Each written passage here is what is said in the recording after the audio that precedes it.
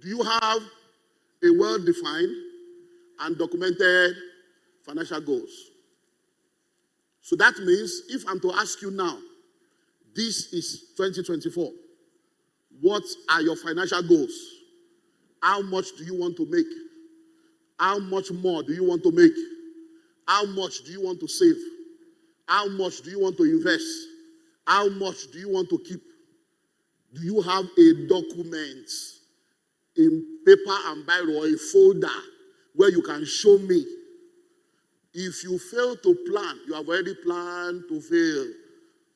Proper planning prevents poor performance. So, look. Are you ready? Are you sure? Listen. When you don't have documented financial goals, you will never know when you achieve your goals. I hope you know that many of you, the prayer you are praying now, God can never answer the prayer. You know why? He answered it 7 years ago, but you are not aware. Now, how many of you would like to be a millionaire? God can never answer that prayer. You know why? Many of you have been millionaires 7 years ago, but you didn't know because there is no document. You didn't document it, how much came in. Some of you sitting down here right now, you don't have 50,000 in your account, but in 2023, over 3 million passed your hand. So the 3 million that passed your hand last year, you're already a millionaire now. So you are now praying to be what you already are. Can you imagine being, oh Lord, I want to be a man. I want to be a man. You can't answer that prayer. So that is how many of you are going to church and you are confused. Then you'll be blaming churches and blaming pastor for your foolishness and your ignorance. God cannot answer a prayer he has already answered. Oh Lord, create the world. The world was created before you were born. Hello? I hope you are getting something. So what is your financial goal? Oh Lord, this year we want to do a turnover of 100 million. You did 100 million 3 years ago, but you didn't write it down. When you say turnover of 100 million and you are selling cars, you sold 2 trailers last year. 1 trailer was 35 million. You sold 2. Is that not 70 million? And you sold 11 cars. So already last year you did 160 million turnover. But you didn't record it in your mind. We sold only 14 cars. That 14 car was 160 that passed through your company account. Now you are praying, oh Lord, we want to do a turnover of 100 million. How can he answer the prayer he has already answered? Hello? Are you getting what I'm saying now? Number 8. Do you have a bank account? Now listen. For many of you that are enlightened, you may think that this is a wrong question. But let me tell you something. There are people that don't have bank accounts. Even in America. Oh. Hello? Even in America. I was still in, I did a school of money tour. I'm going on a tour again by March, April. Going on tour this year. We're going to 14 countries. 14 countries. Now, I was still in America on tour last year. And a lady in Dallas came to see me and was telling me how that she doesn't have to do. I said, doesn't say I have me account. I said, you don't have accounts in America. He said, that means I'm using somebody else's document. So it's the person's account. The person, he doesn't have account. So the money is going to somebody else's account. And the person is just collecting. So don't think everybody has accounts. So do you have a bank account? Whether it's savings or current, do you have one? How many times have you heard that Onitsha market got bonds? Ariada market got bond. And they will begin to cry. Because money was bonds. Money that should be in the bank is inside different boxes. People don't have bank account. You know why? It's poverty mentality. They don't want to pay VAT. They don't want to pay COT. They don't want to pay charges. So that poverty mindset, I can give my money to one bank to just be collecting my money. Because the banks are armed robbers. I hope you know. No, they rob you instrumentally. You don't know they are robbing you. They are robbing you. Number 9. Do you reconcile your bank statements every month? Do you reconcile your bank statements every month? How many of you know that there are a lot of money they deduct from your account that they don't reverse? But you just think that, because let me tell you something. An old woman in America, that was very finicky about checking our bank balance every month to be sure that everything is intact, was able to uncover a $400 and something million fraud because of this thing I told you. Every month she'll be checking. So after about 6 months, she went to the bank with all her statement.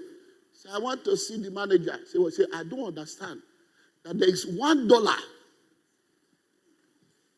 every week. $1 leaves my account. So in a month, $4. In 1 month, $5. And I don't remember that charge. So what is this charge for? $1 per week. That's how they say, we don't know this charge. That's how they check. And so that money has been coming out of our account for months. They now say, okay, let's check other people's account. Maybe it's a bank error. They check. Everybody that opened an account in that branch, $1 was leaving their account every week. And it has been going on for 3 years. Nobody knew. By the time they will investigate it, they discovered that one guy, unfortunately, is a Nigerian man. They discovered that one guy that was a bank manager in that branch that has left 4 years ago was the one that programmed it into the system. That any account they open in that branch, every week $1 will be going to another account. And by the time they uncover it, hundreds of millions of dollars. So question, what if that woman was not checking? Many of you now, you think you are poor. Do you know how much your bank has stolen from you? No. Do you know? Today, they will say it's text message. You ask for text message. Did you tell them to send you text? You tell them to send you email. They will charge you for text and email. What's the difference between text and if I don't get text, I need email again. If I don't get email, I need text again. So reconcile your bank statement every month. You already know I'm a pastor. This is our church. This is our headquarters church. Our senior pastor here, that is my assistant, is an accountant. He's a chartered accountant. And he owns about 3 companies. Now, one of the things he does in one of their company is what they call forensic accounting. Forensic accounting. And one of the services they offer is if you borrow money from bank or you do large transactions with the bank, they help you audit, do a forensic audit of your account with the bank to check whether the bank has overcharged you. That's one of the things he does, and they make big money. So what they will do is, if you are owing bank or you have done big volume with bank, they will now write to you and say, please, we believe that banks are stealing your money, but we are not sure. But give us the permission to help you. So you will give them the letter authorizing them to audit your transaction with the bank. They will now go to the bank and say, please, we need the account statement of this man for the past 5 years. All the money, they will now go and study it. So whatever they uncover, you will now pay them, I think 15 or 20%. Because you are not aware they have stolen your money. So if somebody now helps you know that they have stolen, that's one of the things he does. He's not here now. I don't know whether he will be here today. Listen, are you ready for this? There is no customer that came to them that bank is not owing. Not one. 100% banks are armed robbers. So when I'm telling you they are armed robbers, I'm not trying to insult bank. Even themselves know. Now you don't know. Hello? There is not one customer that use their service that is not bank is not owing them. They will now tell you it's a mistake. It's clinical. To reverse it, you start another journey. How many of you have gone to POS? To use POS. They deducted your money. To collect your money back from the bank. So what other proofs do you need? Number 10. Do you keep record of your income and expenditure?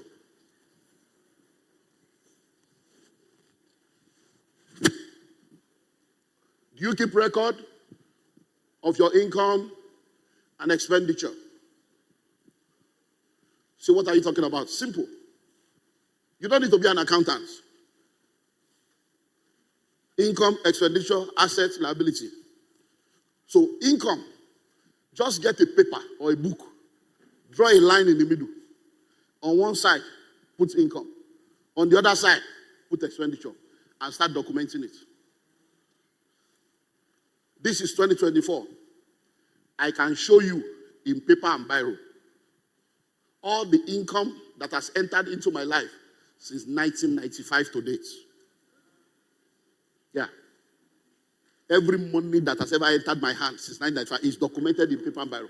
Every money that I've ever spent is documented in paper and biro with 98% accuracy, 2% for human error. Hello? 2023, I still did it this last weekend to check how much came in from this place, how much did I spend on it. Now, if you don't have a record of income and expenditure, it is a major financial management principle. Let me tell you what you'll be doing to yourself. You will be asking for what has already happened. That's how I know what to ask for. That's how I know. So if I know that, okay, this year I've done 1 million, I will not ask for 1 million again. Now, there are principles that help you in financial management. Now, there is a principle that is called Pareto principle, 80-20 principle. There is a principle that is called Parkinson's law, that expenditure will always rise up to meet with income. Now, all these laws are laws and principles that help you in financial management. So, when you have your income and expenditure, what it will do for you is, number one, it will help you know where your income is coming from. Are you ready for this? Many of you are laboring in the wrong water. You are doing what? Laboring in the wrong water. Which one is that one? There are things you are doing that take so much of your time but doesn't bring money. But you are not even aware because you have no document. And you will repeat it again this year, except you are delivered today. So when you see some of us, and you think, oh, he's very busy, doesn't have time. I am busy doing what is producing. There are things that don't produce, I will never have time for it. Why? I already know it doesn't produce. So I have a list, income, and in the income, I have all the sources of income. So every year, I will now go and check, did this one produce? Which one produce more? So if I now discover that this particular area is where the money is coming from, what will I do in the new year? Tabernacle there. Since it's the one producing, you make it more. So that's simple. Then when you go to the other side, the expenditure column, you will now know what is taking your money away. I came to church here one Sunday morning, and while I was trying to explain some things, I saw a lady. I was talking about time management. I saw a lady sitting in front of the auditorium, and I asked her, oh, this hair, because what I saw in her hair is what they call million braid. You know, Ghana braid, million braid. So I said, and I know that it takes hours to finish that. So I said, hello, how are you? So please don't be embarrassed. This hair, how long did it take you to do it? I think she said maybe 8 or 12 hours or so. I said, wow, so you sat down for 12 hours, 8 hours, you were doing your hair, wonderful. So I told the people how we waste our life away as we waste our time. Because time is life. Oprah Winfrey started a program, and 1 hour every day, people will be sitting down to watch her. And she did it for 25 years. 1 hour times 7 times 52 weeks times 25 years. So people sat down for like 15 years of their life, 10 years of their life, watching another woman become a billionaire. And they are still poor. That's how we waste time. So many of you, if you don't have a list of expenditure, you will not know that in a whole year, you spend 500,000 on your hair. And you don't have a plot of land. And you say you don't have money. But 2023, what if you 500 share? $500,000 is what you used to do hair, and you are still not married. So if the hair didn't produce husband, is he not supposed to do low cut? Not be to do low cut. No, think about it. Many of you, my brother, you are looking at me. In 2023, your recharge card bill is 620. Recharge card, and you are not recharging your destiny. And you are calling village people. You are the village people. 620,000 of your recharge card. Oh, they recharge a year. 620K. One plot you don't have. Half you don't have. Quarter plot you don't have. Why? No list. So you are not even aware, because some people will say never. When I told them to do this thing one day, you know, me, I will use myself and my family so that you will not be angry if you go verse for yourself. Let poverty, be angry with the poverty and change.